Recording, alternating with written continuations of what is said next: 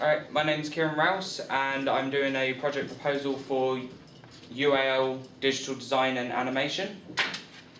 So, my concept for my idea, well, it's basically something that can help children in the long run with disabilities, mainly autism, to learn English literature in a more effective way for their learning, their whole learning curve. So the idea in entirety is to make a design document and a few, mainly 2 to 3 different prototypes. Because something like this is so big, I can't really expect to have a finished project at the end of it, a finished product. So I wanted to make something that is very time conservative. And the one thing that I was speaking about to a couple of people is to make a design document and the prototypes. With this whole project, I would need to do a lot of research upon the disability. As some people may know, I am actually autistic, so I have a very good basis of what I'm doing with it. But I need outside resources as well. I'm currently in talks with a school to have interviews with autistic specialists, teachers who work with children with autism, as well as autistic children themselves. So if all goes well, I'll have a lot of research on the basis.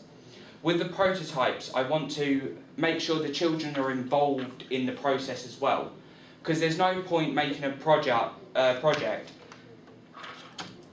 that doesn't have the characteristics that they're looking for to learn more effectively. So with the whole project as a whole, I would need to know what colours would be the most appropriate for the project, what typography would be appropriate, and also I need to make sure that with the design of it, I need to make sure that it's understandable for autistic children. As many know, that autistic children don't understand metaphors very well. And with an interactive design that I'm looking at, there is that slight possibility they're not going to understand a 3D button, looking button on a flat screen. So I need to make sure that I keep in mind that the limitations of this disability and how it would affect my project.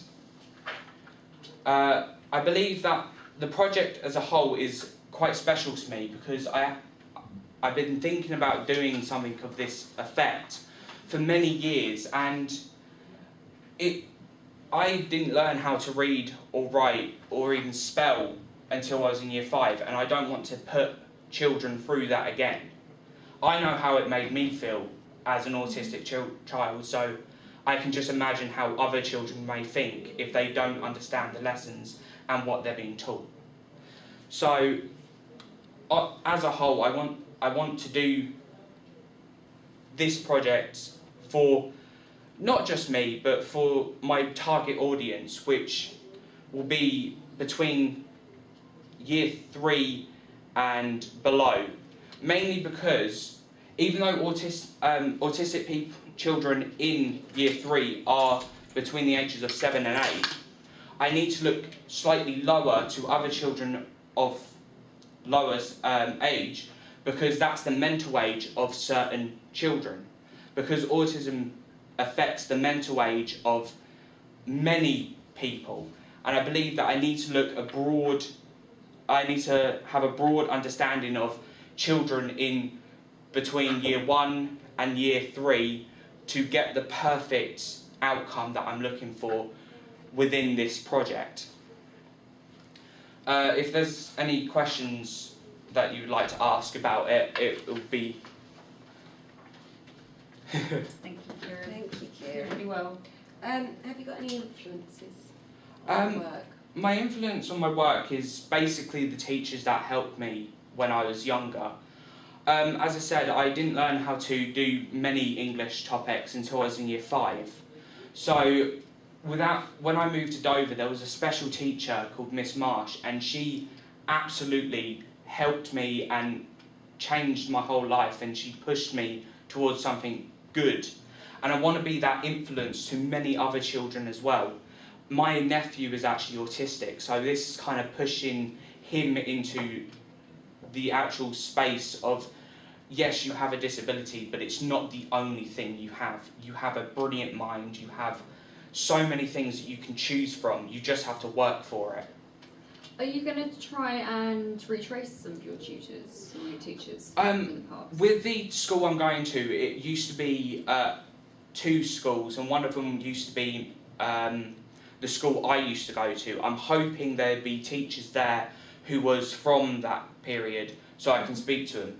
Unfortunately, I don't have contacts with any of the other old teachers, unfortunately, because as you get older, you lose contact with many people. And if I could trace them, I would love to. I really would, but might be worth, I think looking maybe on Facebook and social network, even if it's just an email conversation, it might be worth it. Because you talk about Miss or Mrs. Marsh. She seems like she's quite a prominent person, for, in your life that has helped you. Perhaps going back and maybe retracing that, I think that might be quite important. I think the part you're saying about your influences and it's a very personal project. What exactly are you going to be making in the design document? So the design document is going to be looking at interactivity in classrooms and how it affects and helps children in the long run with disabilities, mainly autism, to learn. And of course, over the past several years, interactivity has been brought into the classroom to help children to learn better. But with autism in general, there's not a specific app to help them in their everyday life, learning how to do basic language like R, because it sounds like an R. It's really hard for them. So obviously, I want to make sure that I can help them understand those different variants of language. That's really hard for. It's really easy for people that haven't got certain disabilities, but with children with autism and other disabilities, they do find it difficult to understand these different variations of words. Lovely. Have you got any questions, Gabby? No, I think you covered it. You did go through all the. Okay, so what is your starting point going to be on this? My starting point is to solidly get the interviews underway. This week, my sister actually works at the school that I'm going to, so speaking to her. If she doesn't put them in place, I'll be phoning the school up myself and stating that I would like to speak to, on behalf of the college, to gain an understanding of my project in a whole. Good. Okay. I think as well, Kieran, you should discuss yourself as well, because it's such a personal project. Even your tutors in ALS, speaking to them about it, because you've got a really good relationship with those guys. And that was one of the main things that I was going to look at as well. I asked Jo, my personal tutor, to help me, because she's actually an autistic specialist. Is that Jo Gallant? She's also, at the end of the week, she's also bringing in books that I'm borrowing from her that has information about autism and how it affects. Okay, good. Have you also thought about going to the supported learning department?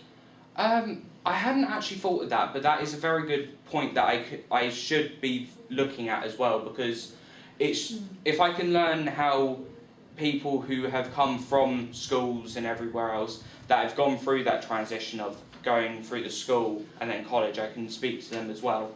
Yeah, I think it's worth.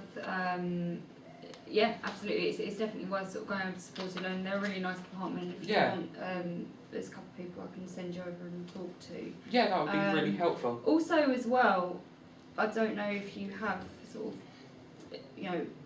like even a support group within college of other students that are in your situation, but you could even interview other students as well. So do you know people that... I know a few students that have autism that I can speak to. I've also got a couple of people who have left college, but I know that has autism as well, so I can actually speak to them via Facebook and ask them about it as well. Yeah, I think one of the things that I think, you know, is quite, I'll just go over it slightly, that is quite prominent I think now is that the stigma about it is kind of dying a bit now, and people are very upfront about it, which is really good. And actually, you know, there's not that elephant in the room anymore where, you know, people are very honest about everything, and it's good. It's a really good thing. So, you know, I've got several students who sort of say, you know, I've got this, I don't understand this, and actually it's not that thing where it's a student doesn't get it. It's because they have a reason for not understanding something, and that's a really important thing now in the classrooms. You can be vocal about it and say, you know, as vocal about it as if you were to say I'm colourblind. Yeah. I can't see that red. Yeah. And it's a thing now that we should support, and I think that's a really important thing as well. And I think it's good that students and people are vocal about it, because you know, mental health as well is becoming a really, really big thing at the moment. Yeah, it is. And especially like the last week with Prince Harry and the Royals or whoever, they're doing this big campaign about mental health and talking about it more. You know, this could tie in sort of quite directly with this, and this conversation that we're nationally trying to have at the moment. Yeah. So I think that might be worth looking at as well. Yeah, I will do. Anything that I can look at is going to be looked at thoroughly as much as I possibly can within the next few weeks. Okay, lovely jubbly. Thank you very much, sir.